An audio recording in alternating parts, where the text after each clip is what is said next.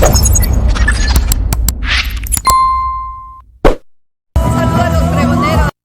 saludo para los pregoneros, con todo mi corazón.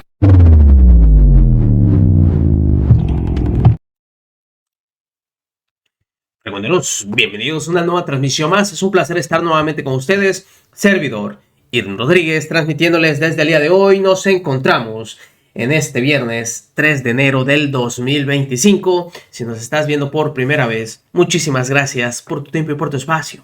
Solamente pido tu apoyo con la suscripción para que cada día podamos ser más en esta gran familia pregonera. Señores, todos sabemos que ya prácticamente este año se va a llevar a cabo las elecciones para jueces, ministros y magistrados. Uno de los interesados para ser ministro de la Suprema Corte de Justicia de la Nación es el impresentable Roberto Gil Suart, quien fuera exsecretario particular de Felipe Calderón y amigo de Emilio Lozoya. Dice no estar de acuerdo con la reforma al Poder Judicial, pero que va a competir como ministro para las próximas elecciones. Las preguntas en redes sociales son: ¿tú le darías el voto a él? ¿Y por qué no? Hay que recordar que este señor también tiene su oscuro pasado, al igual que fue también detenido ahí en España, simplemente por alborotar el orden público. Fue detenido. Y todo esto lo borraron, por supuesto. Lo quisieron ocultar. Pero no solo ello. El argumento que ha manejado este señor es que quiere defender el voto. Quiere cuidarlo. Primero comentaba lo siguiente. Para mí, quedarnos en casa aliviando nuestra frustración en las redes sociales no es opción.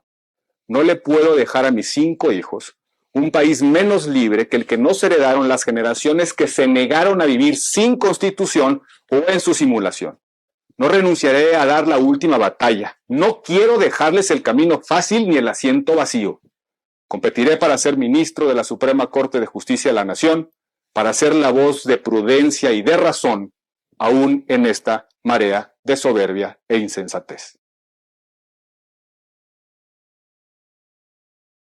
Este personaje, rodeado de severos zampones, dice que quiere cuidar tu voto, que él es la luz de esperanza para este nuevo poder judicial. Y todavía cínicamente sale en esta entrevista a decir lo siguiente, pero simplemente se hunde aún más. Estoy conformando una agrupación política nacional para que podamos desde ahí establecer una plataforma de competencia. No están prohibidas las participaciones en la agrupación política nacional, prohibidas a los partidos, pero se les olvidó las agrupaciones políticas. Y yo creo que ahí puede haber también un espacio para visibilizar candidatos, hacer una red de candidatos, defender algunos candidatos. Voy a poner el ejemplo. Los partidos en una elección tienen la facultad del derecho de poner un representante en cada casilla. Y esos son los representantes que pelean el escrutinio y el cómputo, y cuando hay alguna irregularidad presentan la impugnación. Los candidatos a juzgadores no tienen representantes en las casillas. Entonces puede haber una casilla en Michoacán que la cierre, como sucedió en cierta elección, que la cierre el crimen organizado a las 8 de la mañana y no las entregue con las urnas absolutamente resueltas. No tendremos los candidatos un representante que lo denuncie. Eso es parte también de los riesgos de o lo que pasó en unas elecciones donde los siervos de la nación pues, se apropiaban de la casilla, en fin. Imagínate si eso sucede en elecciones constitucionales, cuando tienes a los partidos haciendo la función de vigilancia al proceso electoral. Si eso sucede con partidos políticos nacionales bien organizados que reciben financiamiento público, si eso sucede, imagínate lo que puede suceder en una elección en la que cada uno es su propio partido y en la que no tenemos ni siquiera la posibilidad de revisar si el padrón electoral es auténtico. Si no tenemos la posibilidad de revisar si la lista nominal llegó completa, si la tinta indeleble en efecto es indeleble, si no podemos revisar que el que llegó a la casilla ese día en la elección está en la sección electoral. Esas son también las incógnitas de este proceso. Y súmale que sin dinero, pues entonces, a ver con qué legitimidad termina este proceso, ¿no? ¿Cómo se llamará esta pena? Estamos viendo nombres pero yo creo que va a ir por conceptos como libertad y república. No lo sé todavía, estamos ahí analizando. ¿Por qué decidir participar en esta elección para el cargo de ministro?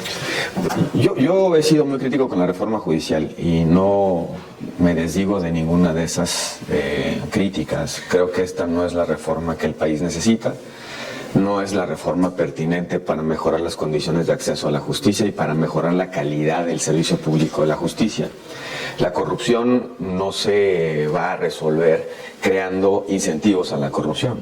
El problema de las democracias electorales en el mundo es que el sistema de financiamiento de las campañas va generando el círculo vicioso de compromisos y lealtades. Quien paga la campaña suele mandar en cuanto al pago de compromisos. De hecho, hay muchos estudios en el mundo sobre cómo la democracia electoral crea incentivos perversos para que desde el poder se paguen esos compromisos, los contratos públicos famosos que se dan a las empresas o a los empresarios que antes financiaban una campaña.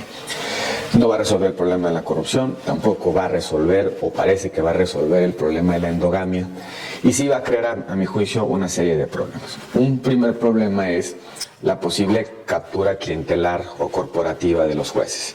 Vas a necesitar votos para poder ejercer un cargo, una función judicial. Y como sabes que tu carrera depende de esos votos, tus incentivos están a plegarte a esos intereses clientelares y corporativos, sin mencionar el hecho de que para estar en la boleta tienes que estar bien con una mayoría en el Congreso, con la Presidenta de la República o con una mayoría en la Suprema Corte de Justicia de hoy 8, mañana de 6 ministros. Entonces genera una serie de incentivos a que la forma en la que actúes sea cuidando esos intereses, esas lealtades de grupo, de partido. Pero al mismo tiempo, y esa es la reflexión que yo hice, sigue existiendo la necesidad de un garante de la Constitución y del Estado de Derecho, que es el Poder Judicial. ¿Puede un ciudadano que no milita en el régimen llegar a ser ministro de la Corte con estas reglas? A mí me define la decisión de presentarme. A mí me define la decisión de luchar por ganarme un lugar. Ganármelo para que los ciudadanos decidan si soy o no pertinente para la Corte.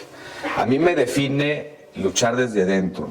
A mí me define que voy a dar o quiero dar el debate sobre las reglas y sobre sus implicaciones. A ellos los definirá si esto es un engaño.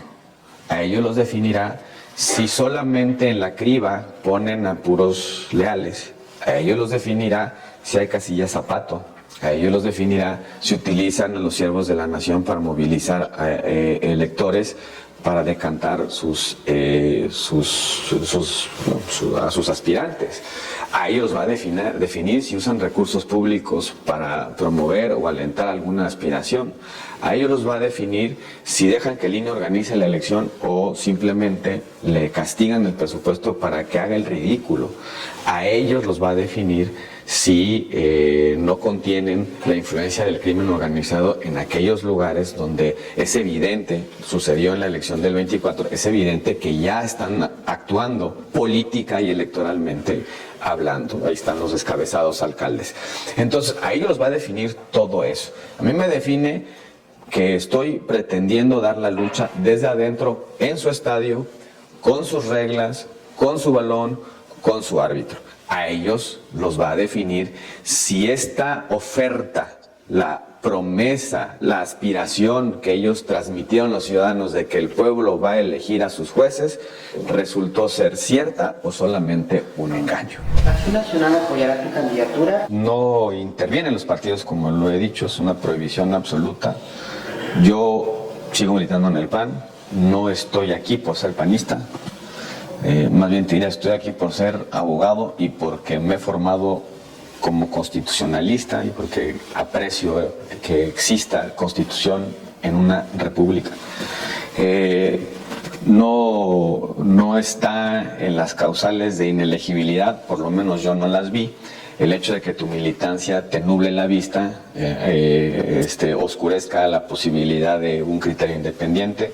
Yo, si llego a la Corte, no voy a decidir ni viendo a partidos, ni viendo a grupos, ni viendo intereses, leyendo la Constitución, los precedentes, la jurisprudencia internacional y sobre todo escuchando los argumentos de las partes. Yo creo que sí es posible desprenderse de tus preferencias, de tus convicciones partidarias, de las afinidades ideológicas que puedes tener y actuar con estricto apego a derecho, desde la imparcialidad, desde la independencia absoluta. Entonces yo no le he pedido ni le pediré, porque es ilegal, a mi partido que me apoye. Le voy a pedir a los ciudadanos, militen en donde militen, en el partido en el que sea, que defendamos a la Constitución, que hagamos una resistencia responsable desde dentro. Un ministro de la Corte en las condiciones actuales, un ministro... No, bueno, no, bueno. ¿Ustedes le creen simplemente este amponazo que quiere ser ministro? No, bueno, ni la risa perdona. Nos vemos, que sigan pasando un excelente día. Servidor Irving Rodríguez, transmitiéndoles desde tu canal. Recuerden, la información está ahí y depende de todos nosotros el pregonarla. Nos vemos en una siguiente emisión.